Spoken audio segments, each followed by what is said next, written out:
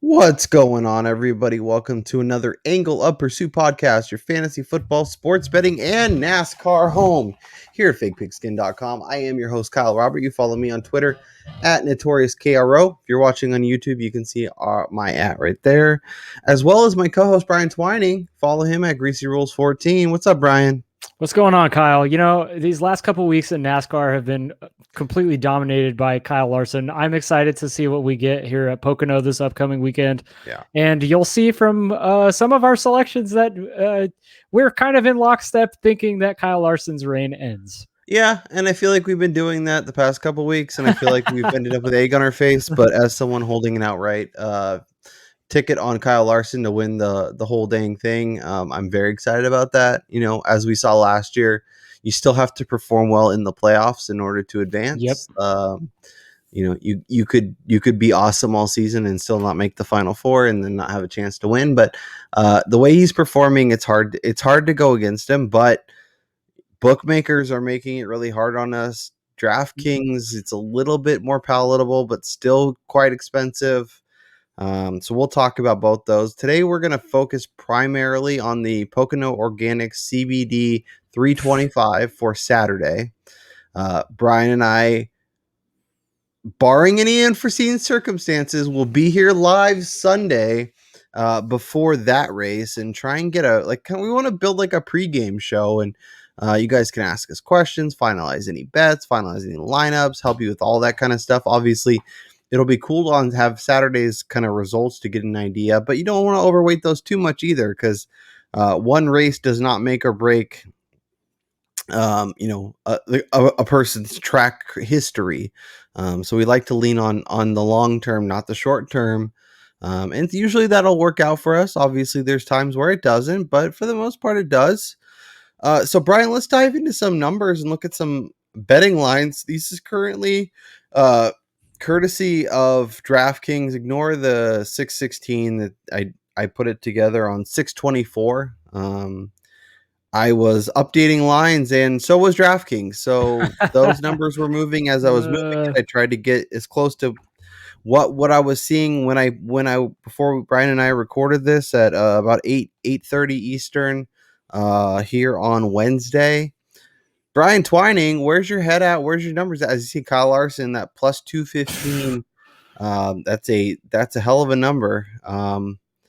Where's your head going if we're looking maybe inside that 10 to 1, 11 to 1 kind of range? Well, let me just right off the bat here, seeing Kyle Larson at such a heavy favorite is very telling as to what we've seen him do over the last couple of weeks. I mean, it's been beyond impressive what he's been doing to the rest of the field. With that said, there's no way I'm touching a line at 2 to 1 in terms of picking a winner out of almost 40 drivers. That's just, for me, there's too many variances that could occur that would make me make that selection. So yeah, inside that 10 to 1 number, I mean, you have to think eventually Denny Hamlin, I know he's struggled the All-Star race and last week, but I mean, he's got to get a win this year, right? Eventually, at some point. I mean, I feel like we said that about Kyle Busch last year, and obviously he's running more consistently week to week. Yep. But I think, I don't know. It is kind of interesting because I hit on it last week's show. Hamlin, for as dominant as he was, he hasn't been inside the top 5, I think, more than once since the back, or like over the last half of the races. So it's not like he's been driving the same way of late. So to think that he does have a shot here is really going based on his historical numbers at this track. I think for me, though, my favorite bet of these guys in terms of the 10 to 1 numbers to potentially win the race, that's got to be going back to my boy William Byron, who's still consistently running T5 right now, and he's starting on second here, starting on the front row right with Hendrick Motorsports teammate Kyle Larson. So if anyone has an opportunity and he's starting in a good spot, I like the 10 to 1 number with William Byron. Yeah, I like Byron quite a bit, and he's been super consistent. I like that plus 275 for a top 3. You could look at top 5 market as well for him. He's definitely somebody that's very interesting to me. I think has been running really well and makes a hell of a lot of sense. I do when I bet golf, I try and stay in that 20 to 40 range, and when I bet NASCAR, I try and stay in that like 7 to 15, 7 to 20 range. That seems to be where most of the winners come from. Usually, obviously they pop at the longer odds, they pop at shorter odds, but for the most part, they'll live in that range. And I kind of like me some Kevin Harvick this week, Brian. Oh, no. I know it's gross, but he runs really well at flat tracks, at Martinsville, at Phoenix, at Pocono, and Nashville, which has a similar type setup. Obviously, this one's a little bit longer, but performed really well last week. I think before then, 15th, 20th. 10th and 37th at Circuit of Americas. That's I mean, it's not exactly the run you're looking for, but I also look at his track history here. I look at kind of how he's performed at similar, 2.5 mile flat tracks, and he seems to perform really, really well. Tends to pop in both models. So as gross as it is, I think at the number you're getting and at his recent form and with his track record at these tracks, it's hard to go away from Harvick. Yeah, it's just hard for me to go back to him because you're seeing it very like we talked about. Again, I'm gonna go back to what you said. Kyle Busch last year, he's got to win. He's got to win, right? He's got to win, right? Kevin Harvick, for as dominant as he was last year, very similar to Denny Hamlin, they just don't seem to be running in contention for victories this season. Yeah, he's fighting for top fives and sneaking them out rather than being in the top, being near the front, and then kind of falling back as the race finishes out. Yeah, and then something else also for as good as Kevin Harvick ran last weekend, I'm looking at the lap averages from the race, and he's actually 11th with a 30.7 lap average, which he was behind guys like Tyler Reddick, Ricky Stenhouse Jr., Ryan Newman, Ryan Blaney, Ross Chastain. So it's not what you're looking for. No, not necessarily when in terms of what you're looking for in terms to win the race, Yeah. So it's really hard for me to get on the old man Kevin Harvick. Yeah, especially when you're talking about Kyle Busch, who's been in much better form, has a great track record at this style of track, and is only half a point worse odds. You can get him 8-1 instead of 8.5. I think that's a move that makes a hell of a lot of sense. Something else too of note for this race, we didn't hit on this yet, but NASCAR is going to invert the grid for Sunday's race. So there is a slight possibility that you might see some guys near the end of Saturday's race, if they don't feel like they're in contention for, a top 5 or top 10 for those playoff points, they may intentionally fall back into the lower teens, possibly 20 positions. So that way they're starting closer to the front of the field or in the middle of the pack rather than at the very back end of the field. So I think Saturday's race is going to be really intriguing near the back half of the race. Yeah. Yeah. And I think that's why we're going to have to, look into the top 10 market, because you might be able to find some value on guys that don't traditionally finish there. But because of what you're talking about and prepping for the next race as an outright, maybe they sneak into that 9 or 10 spot. Maybe you look at some head-to-heads in some interesting spots. There could be potential value there. I like that call quite a bit. Is there any other numbers as we dig deeper that interest you, that give you that might be worthwhile? I mean, especially from the outrights. I mean, a couple of guys I think are running kind of under the radar, decent of late. Alex Bowman, he's been pretty consistent this year, running near the top 10. I like him more in the top 5 market, not necessarily an outright, but Eric Almirola, we've seen him race a lot better of late, the last couple races, 50-1. I mean, if you're going to take a shot on a guy, he's looked a lot better. And then I hit on him when talking about lap average, but Ryan Blaney, he's a guy who you and I have both been pretty high on over Yeah. the last couple last I'm year and this typically a year. little too high, but yeah, I understand. Yeah, I mean, getting a decent number, him and Bowman, 15 and Yeah. 18 to 1. I mean, if you could put a small chunk of change, you're looking at a nice payout. Almirola is plus 155 to top 10 and plus 650 to top 5. Um, that's I mean, we'll get to our best bets at the end, but that has heavy consideration for best bet for this week. I really like Almirola. I really like the direction he's trending in. Having qualifying, I think it made a big boost to not only him but his team and kind of their car in general. Just kind of having a little more confidence, having a little more understanding, and maybe even it's not a first race bet. Maybe you place it for Sunday's bet. They get comfortable with their car, they understand where it's at, and maybe I'll probably dabble in both because if I expect him to perform well, and if he does, then obviously his number will be slashed for the second race, but. Big fan of him and the direction he seems to be heading in, and another guy that does really well on this style of track. Any other betting thoughts before we dive into our DFS? Any top fives, top tens? I was digging into some head to heads that could be interesting. Yeah, there's a couple of head to heads that I'm looking at. I have like in terms, you're looking at Chase Elliott minus 118 against Kevin Harvick. Yeah, I mean, Elliott's starting is like 29th, I believe, for the race. I think though that as of late, his form is so much better. He has what it takes to get into the top 3, whereas, like I was saying, Kevin Harvick is more of a top 10 driver this year. So I yeah, like Elliott in that. And then Daniel Suarez, a guy who, yes, with the Gaunt brothers, he wasn't very successful at Pocono, but prior to that, when he was with Joe Gibbs Racing, he had, I think, three top 10s here. So with Trackhouse, he's been running pretty good. He's running in the low teens. And yeah. then Stenhouse's best finish here, I think, is 11th. And after that, he's averaging like 20th. So I like Suarez to probably surprise in that matchup as well. Yeah, and we can get Eric Almirola at even money plus 100 against Kurt Busch. I could get on board with that.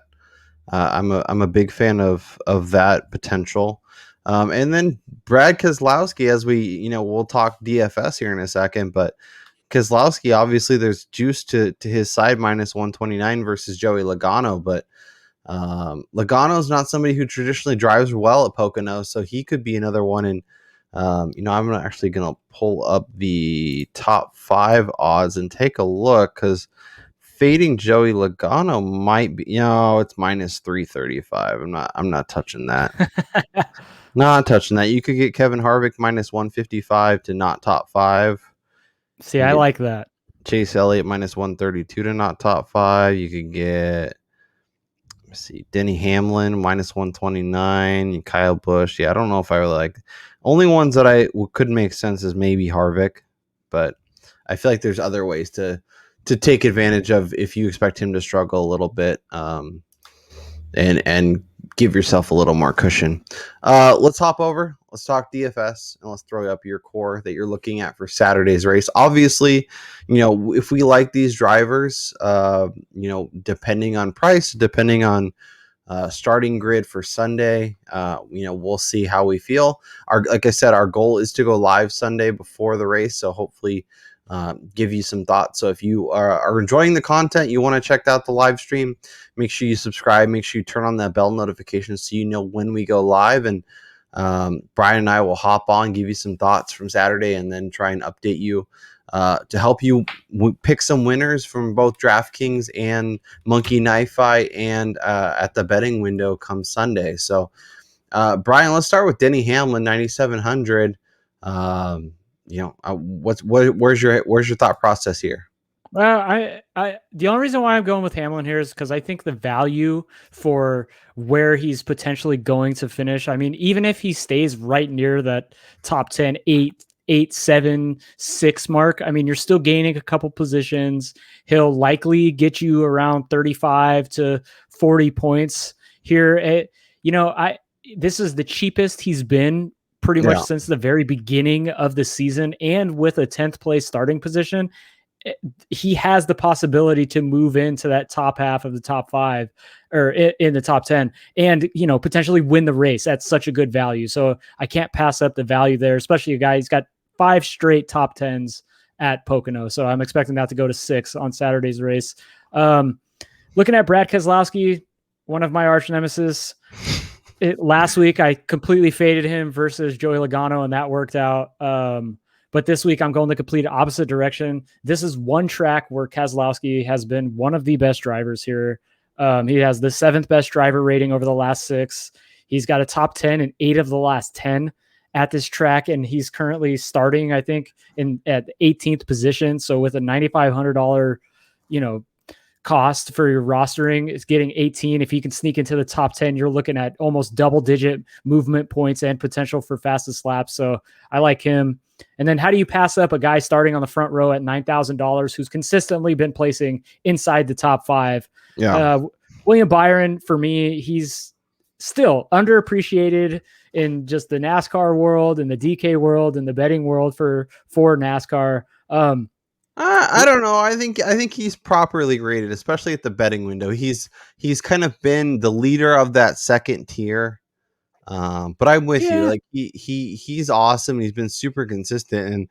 And I was looking at, you can start your lineups with Chase Elliott starting 29th, who, when we get over mine at 11K, and Ryan Blaney starting 27th at 10-2, and then going with William Byron as your dominator. Yep. You could have a nice little lineup set up there and do a lot the rest of the way. So Byron's definitely somebody garnering interest from me.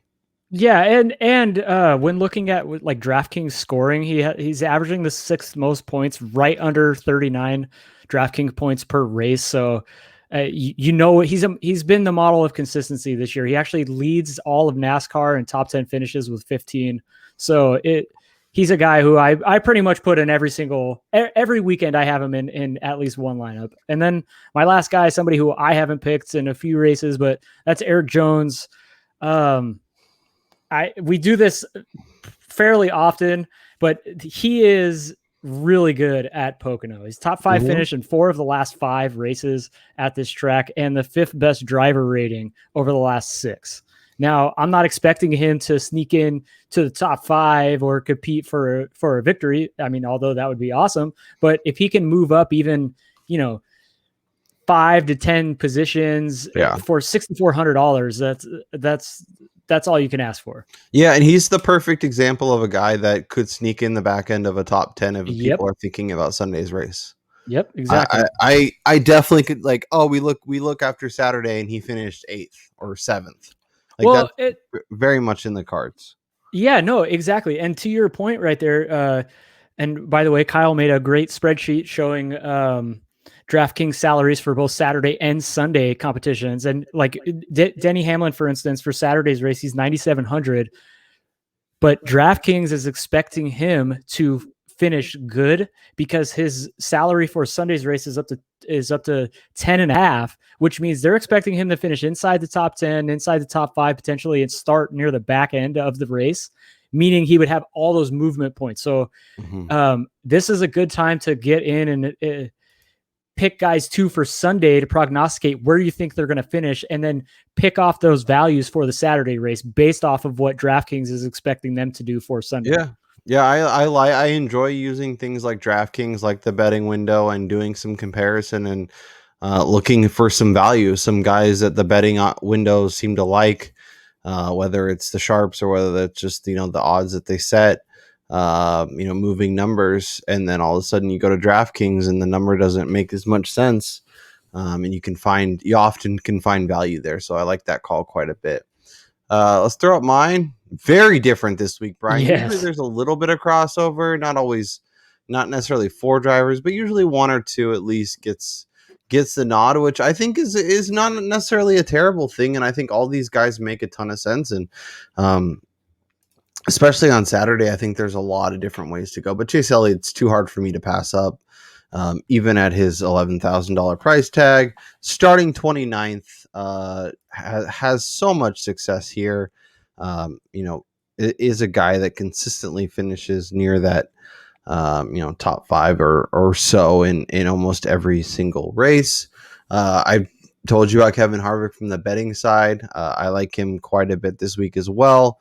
Another guy that, at 9,300 that could lead laps, that could dominate the race. And even if he doesn't necessarily win, has a strong performance, looks really good, and rewards those who used him on DraftKings. Again, from the betting conversation, Eric Almirola, 7,300 Yep. makes too much sense.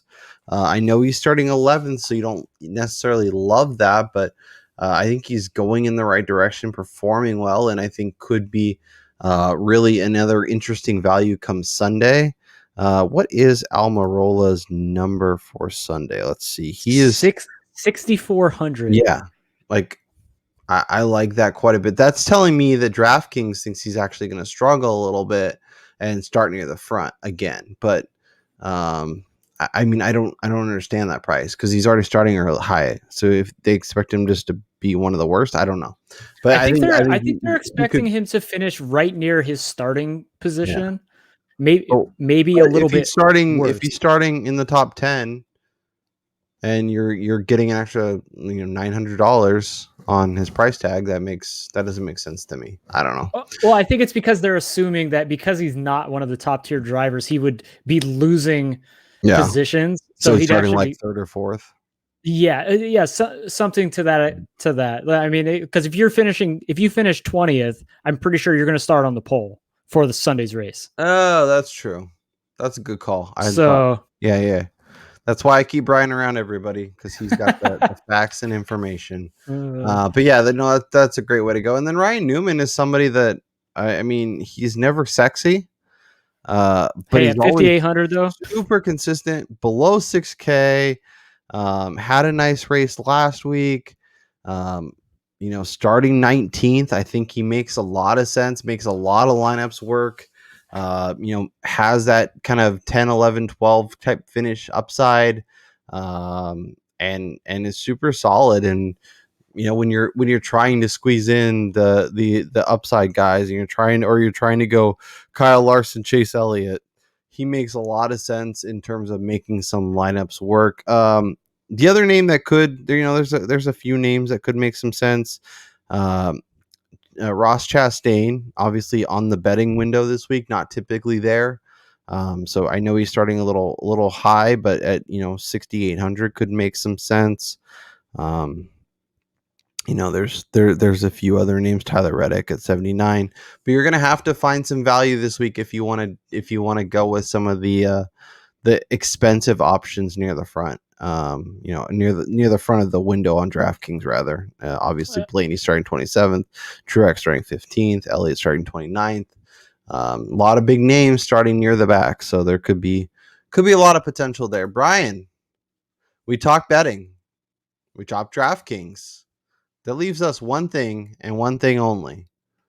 What's your best bet for Saturdays? CBD 350, Pocono Organics, or 325 rather. Sorry. Well, somebody's going to be feeling better, whether it's feeling better of pain rubbed on their knees or just floating in the clouds after just by listening to that name. I got to go back to my boy William Byron here. I think he is one of the best drivers this season. So I'm going to go William Byron, top 5, plus 130 as my best bet to hopefully get me back on track with these best bets. Yep. And I will note that on our little sheet. I'm going to go Eric Almirola, top 10. Like I said, I like top 5. And you could even get a little more aggressive if you want, but plus 155 to top 10 for a driver that I genuinely feel like could be in that top 5 conversation is too much value for me to pass on. So I'm going to take him. Hopefully we can hit a couple winners on Saturday, come back Sunday feeling good, and talk about a few more drivers that could help us win. Or we're just going to be back next week talking about how Kyle Larson sweat Saturday and Sunday. How he won both races. Brian and I lost all 4 bets, and are just generally feeling not so good. If you like fantasy football, Matt Harmon from Yahoo will be joining us on Monday to talk second-year wide receivers. So make sure you check that out. As always, Brian and I will be back each and every week breaking down the latest NASCAR race. Brian, we're getting close to the end. We're a lot closer to the end than I think we realize. I was looking at that schedule. I think we're inside double-digit races left for the season, maybe even Ooh, 7 or man. 8. Yeah, it's And crazy. I mean, because we're knocking 2 off this weekend. So, yeah. um, It's funny you say that because at the beginning of the show, we were talking about like playoffs and all that stuff. And yeah. actually, this morning on my way to work, while I was still rubbing the sleep out of my eyes, I was thinking about tonight's show and just thinking about how much more interesting NASCAR has made their season with the addition of the playoffs. I mean, Mm-hmm. because if we were in old school Winston Cup or those eras, Kyle Larson would basically almost have this thing wrapped up nearly with the amount of victories he has, the amount of like stage wins and all that stuff. So I think the playoffs has made NASCAR like one of the most exciting sports that we have, and it's kind of slept on in terms of in the sports community. Yeah, like our last official race of the regular season will be August 28th at Daytona.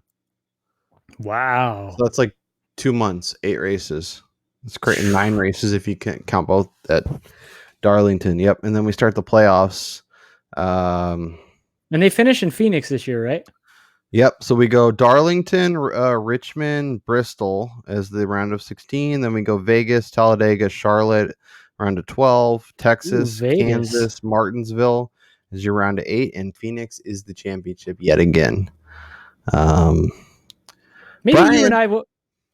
I think you and I will eventually have to do an on location I'm thinking Phoenix could make a hell of a lot of sense. It's an easy flight for me. It's a quick flight drive for indoor me. drive from you.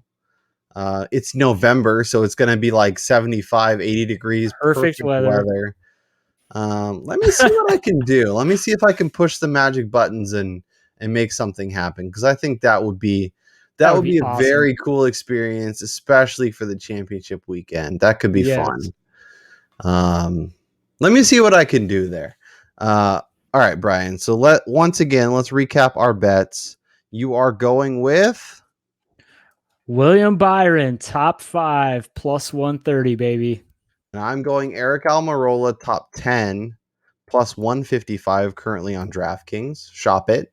We are not sponsored by DraftKings, so I will tell you find the best number at whatever sports Yes. book you can or whatever one you have access to. William Hill tends to give you some nice numbers. FanDuel, offshore, however you do it, get it done.